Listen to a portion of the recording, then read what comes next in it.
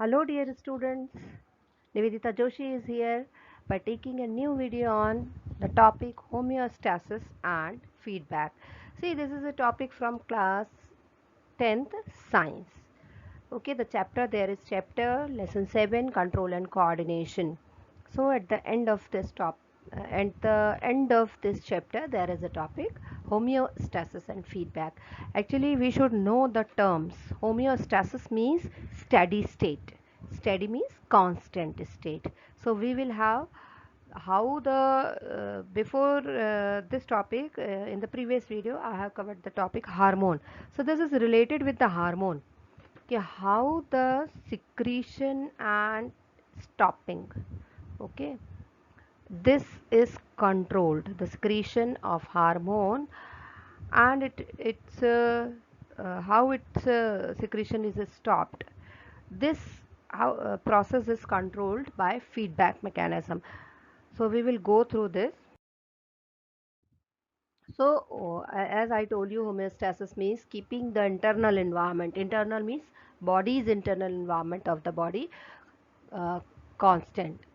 So, the hormones, which are the chemical messengers, they help to maintain homeostasis by their integrated action and feedback control. And feedback control may be positive or it may be negative. So in this video we will study the negative feedback mechanism, and we will have the examples as well for the clear understanding. So first we will know what is negative feedback control. In negative feedback control, synthesis of hormones slows or stop when its level in the blood rises above normal. Means जैसे ही ये बहुत सारा इकट्ठा हो जाता है more than required, automatically इसकी synthesis जो होती है वो स्टॉप हो जाया करती है. For example we have two examples. So first example we have of blood thyroxine homeostasis. Means thyroid gland, you know very well, it is located in the neck, and this gland just secretes hormone thyroxine. So how much thyroxine is needed by the body, what quantity, so how it is controlled, this is controlled by negative feedback control.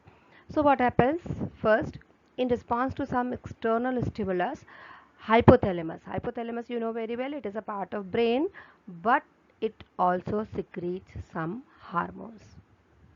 So it produces a TRH.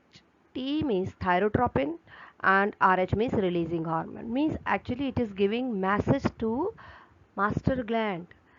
So as TRH is secreted, this stimulates the anterior lobe of pituitary gland, okay, master gland, to secrete TSH, that is thyroid stimulating hormone. Means TRH will induce the master gland to secrete TSH, and the TSH will stimulate the thyroid gland to produce thyroxine hormone. So there is a flow chart: hypothalamus to anterior pituitary and anterior pituitary to the thyroid gland. So whenever thyroxine is in excess in the blood, it exerts negative feedback effect on the hypothalamus, and automatically the anterior lobe of pituitary and hypothalamus, they secretes less of the releaser hormones. Okay, so automatically the process becomes slow or it is stopped. This is the flow chart by which we can remember all the points. You see in this flow chart the sequence, external stimulus there, okay, and hypothalamus is just secreting TSH, RH is the same thing, okay, TRH or TSH, RH, same thing. So it will induce the anterior pituitary lobe, which will induce further the thyroid stimulating hormone. This is secreted by the pituitary gland. So the pituitary gland will induce the thyroid gland and thyroxine will be synthesized. But when thyroxine is more, it inhibits the secretion further by feedback mechanism by inhibiting the action of hypothalamus and master gland. We have the second example of blood glucose homeostasis. Everyone knows about the diabetes. Okay, you know very well the excess of glucose is there in your blood, then insulin hormone is there which will take out or which will remove the extra glucose from the blood. So this the sequence are given. If we have taken the carbohydrate, what will happen, because we are not taking the right amount now, how much it is required, we just take. So whenever glucose level rises in the blood, this stimulates the pancreas to secrete the insulin hormone automatically. Okay, and as the pancreatic cells, beta cells, are stimulated, there starts the secretion of insulin. We can understand flow chart in this way कि whenever we eat a carbohydrate rich meal, blood sugar level increases and it stimulates the pancreas gland, and further the pancreas gland secrete insulin.